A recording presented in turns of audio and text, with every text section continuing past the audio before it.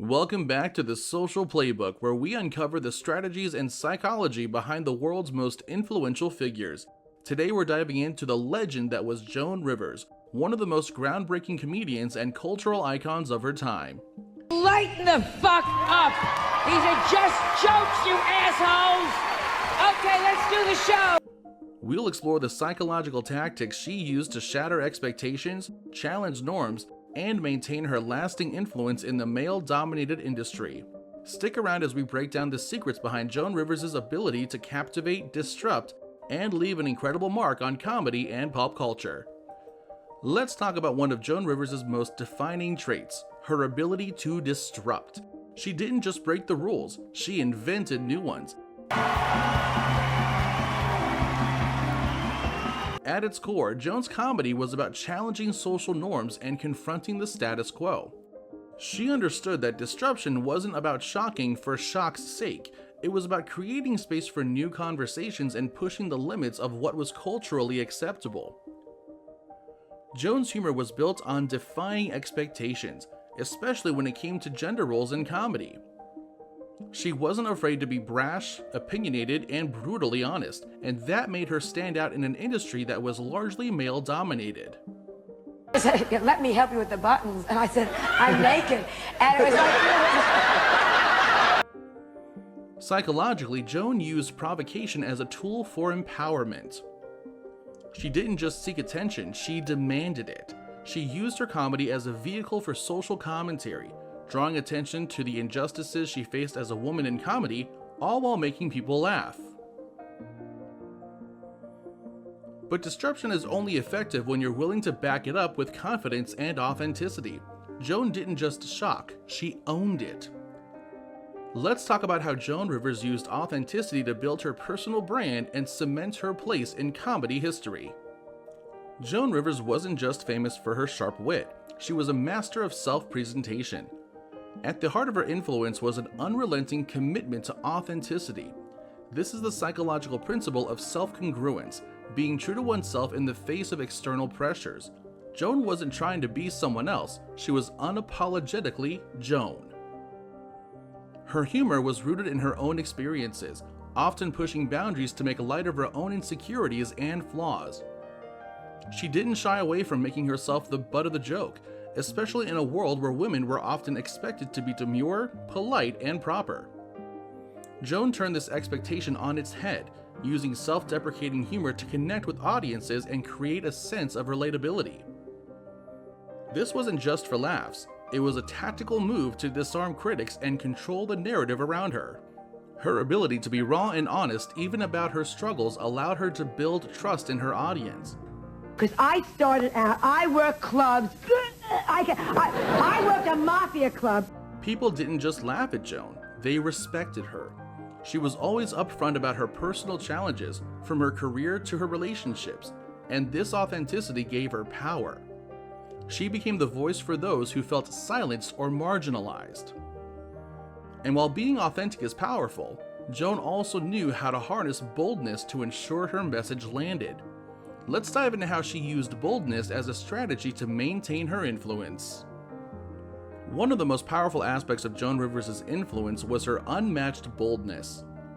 She was never afraid to speak her mind, and this psychological trait of audacity allowed her to dominate conversations, whether on stage, on TV, or in interviews. Joan's boldness wasn't about recklessness, though. It was about calculated fearlessness. She understood the power of saying things others wouldn't dare to, and how that could shift public discourse. Whether it was roasting celebrities, commenting on the realities of aging, or critiquing the entertainment industry itself, Joan always leaned into her outrageousness, knowing that the most shocking comments often made the most memorable impact. Boldness is about taking risks. Joan Rivers knew that in order to truly influence the public conversation, she had to be willing to take risks with her humor. She was a master at unpredictability, always leaving the audience guessing at what she might say next. This created a sense of anticipation that kept people engaged, eager to hear her next punchline or controversial take. But boldness alone wouldn't have worked out without Joan's incredible strategic communication. Let's break down how she used humor to influence people and ensure her message was heard loud and clear. Joan Rivers understood that humor wasn't just for entertainment, it was a persuasive tool. She wielded her sharp wit like a weapon, using it to disarm her critics, shift perceptions, and drive home her points in the most memorable ways possible. Feels on wheels. It is just... This is the psychological principle of humor as social lubrication, using comedy to ease tensions and create connection, even when discussing uncomfortable or taboo topics. Joan's humor was a masterclass in timing. She knew how to use contradiction to her advantage, delivering outrageous lines with such sincerity that it made the audience second-guess themselves.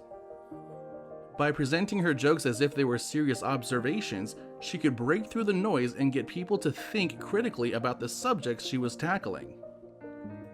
Her strategic use of humor also meant that she could communicate things that would have otherwise been considered off-limits.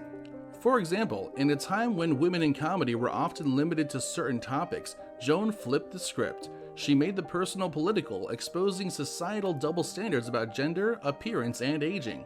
Her comedy didn't just entertain, it shaped public discourse. Now let's talk about one of Joan's most underrated talents, her ability to maintain a relentless work ethic.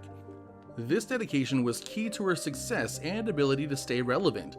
Let's dive into how she used grit and persistence to ensure her place in comedy history. 7-year-old boy at Neverland Ranch. Oh, grow up. Joan Rivers didn't just rise to fame by chance, she worked tirelessly to create her own legacy. The psychological concept here is grit, the ability to persevere through setbacks and keep moving forward despite rejection and failure. Joan faced rejection countless times throughout her career, especially in the early years. From being told she wasn't funny enough to being dismissed by some of the biggest names in comedy, she faced more than her fair share of challenges. But what set Joan apart was her relentless determination. She never let failure define her. Instead, she used it as fuel to keep going, constantly reinventing herself and finding new platforms for her voice. Broken bottles against a bar. I am talking someone who would scale the hell out of Zsa Zsa Gabor. Her persistence paid off in a big way. Joan Rivers became a household name, and her ability to adapt and persevere through decades of challenging cultural norms solidified her place as one of the most influential women in entertainment history.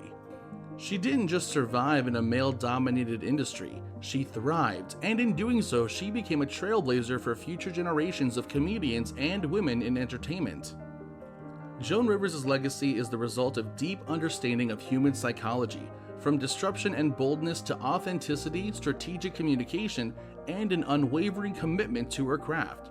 She wasn't afraid to challenge societal norms, use humor to tackle tough subjects, or take risks to maintain her voice. Most importantly, she wasn't just a comedian. She was a force that reshaped the entertainment industry and became a cultural icon. So, what can we learn from Joan Rivers? If there's one takeaway, it's this. True influence comes from the ability to be unapologetically yourself, to disrupt the status quo, and to never give up on your journey, even in the face of rejection. Joan Rivers didn't just make people laugh, she made them think, question, and ultimately change. Oh, look at the... Oh, yeah, right. Oprah and Gail, just good friends. Okay, whatever. Thanks for tuning in to the Social Playbook. If you found Joan Rivers' secrets to influence and charisma insightful, make sure to like, subscribe, and hit that notification bell. Join us next time as we continue to uncover the social playbooks of the world's most influential figures.